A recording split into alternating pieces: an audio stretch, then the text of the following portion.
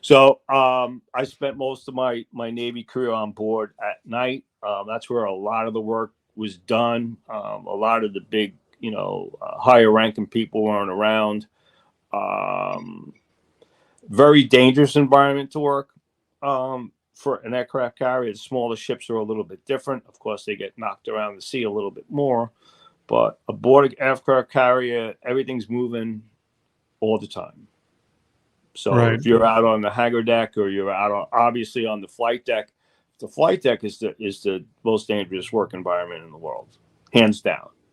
Can you And give you us have to more of an idea on those dangers? Because I'm assuming oh, with all the massive machinery and ordnance, and then you got fighter okay, because you, jets. you yeah you're having weapons move constantly, um, planes being moved constantly, and you have planes launching off the front of the ship and landing. Usually they do it in sequence, but it can be dependent on the situation. Of course, in a war zone or time of need, they're launching and recovering aircraft all at the same time. So when aircraft is moving aboard on the flight deck, the air boss is directing everything that happens.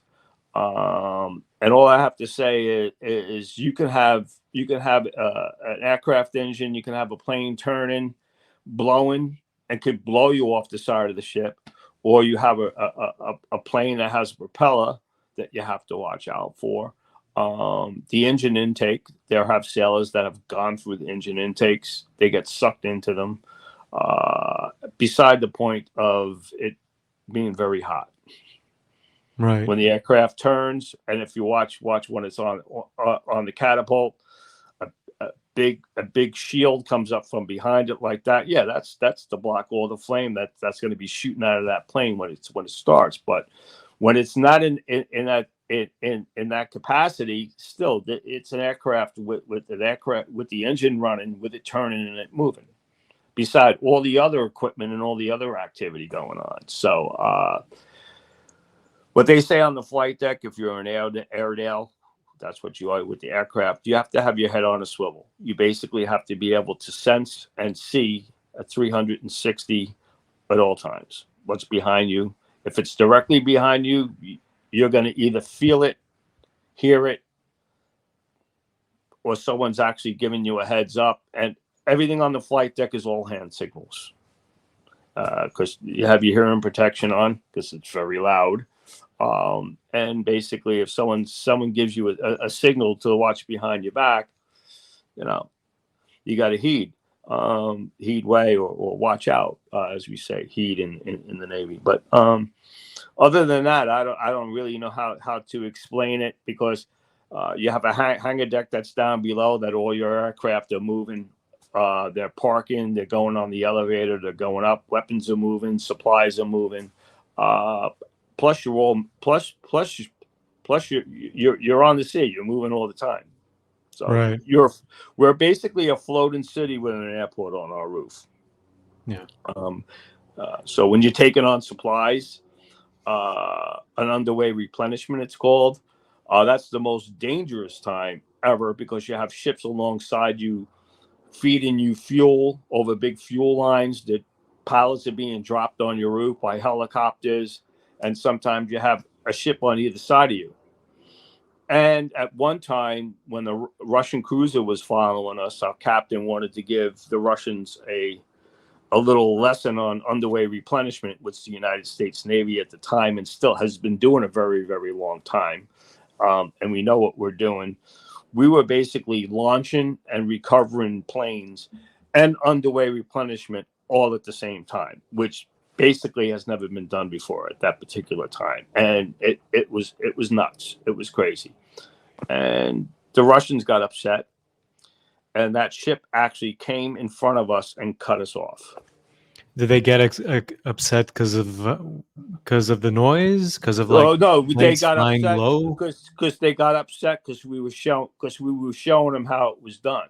Ah, okay. How you supposed to replenish at sea? How you supposed to how that yeah, we have an aircraft carrier. We could do all of that, and we're very good. And we were showing off, and they particularly did this particular ship didn't like it, And they said, okay. So they went ahead and did a very dangerous move, and they cut in front of us, which we had to do a very dangerous maneuver called a breakaway, an emergency breakaway. And all the fuel lines get dropped, everything gets going. And it's a very dangerous maneuver to do, because to replenish at sea, all ships have to be sailing at the same speed. And you have Right. to keep the same pace. So if someone goes and cuts and someone slows, a line could get snapped. That can go, and you get a thick wire line like an arresting gear or a metal line that thick, snap and go just like rope, and it comes and hits you. It's very dangerous. It can cut you in half. Yeah, I So ask about all this because I mean, if I'm going to even dare to compare my experience to it, because I'm thinking of my time working in a warehouse, and we had all these safety precautions and all these injuries happen. And dude, we're just carrying basically pallets of ketchup. So I can't yep, really imagine on like again this massive aircraft carrier, middle of the sea. You got all these tumbling waves. You got all these like 1,000-ton machineries, all this ordnance and jets. Like I can't imagine for a sec just like being sleep deprived or not paying attention in that environment. Because a absolutely, lot can go absolutely. wrong. Absolutely, the cap as we were mentioning, we will mention when we were talking about, you're working 12-hour shifts and you're at sea for a long time, and some of the guys on the flight deck and different individuals on the ship, you're moving and you're doing this for 12 hours. You get tired, and you have tractors that are moving jets on the hangar bay, and then you have specialized forklifts, as you're saying, working in a warehouse. I've done logistics too, but they're moving weapons. They're moving bombs.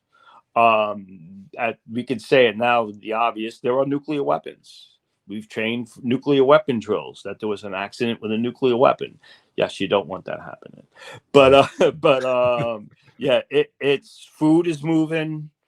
A lot of the stores and the goods, unlike a warehouse with machinery, you can only move it so far with a machine because you have all the jets and everything in the way.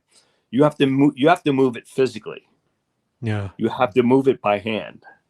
And And large working parties, you're moving cases of food to the elevator or up and down ladders, paint cans up and down ladders, down 7 decks.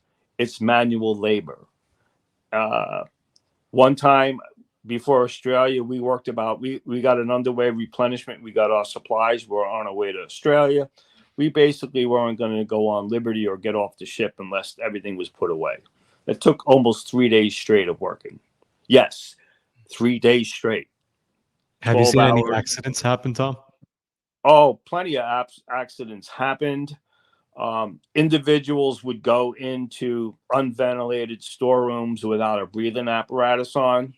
It was a chemical storeroom, which, as it turns out, to the obvious, there should have been some type of ventilation for this storeroom, but it wasn't working. I knew the person. I wouldn't call him a friend, but he was an associate. I knew him. He was from another division. He decided that he was going to try and run down and get what he needed without a breathing apparatus on. And the guy that was with him, who was on the ladder, they both fell and they both died. Oh, rest their Yeah, souls.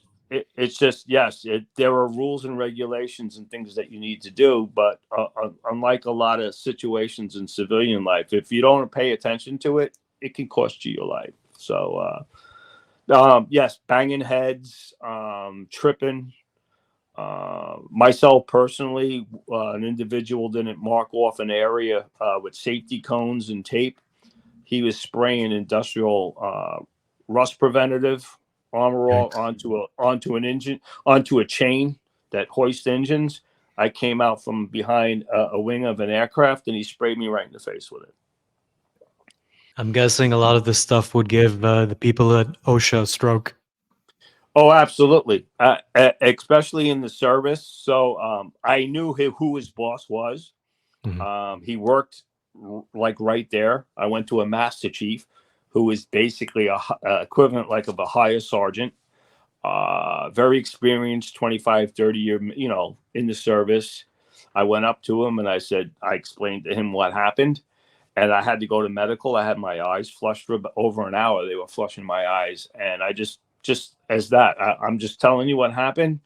no safety cones, no safety tape. I'm on my way to medical, and of course, that individual probably got into some serious trouble. As he should have. I'm glad you're still here with us, Tom, despite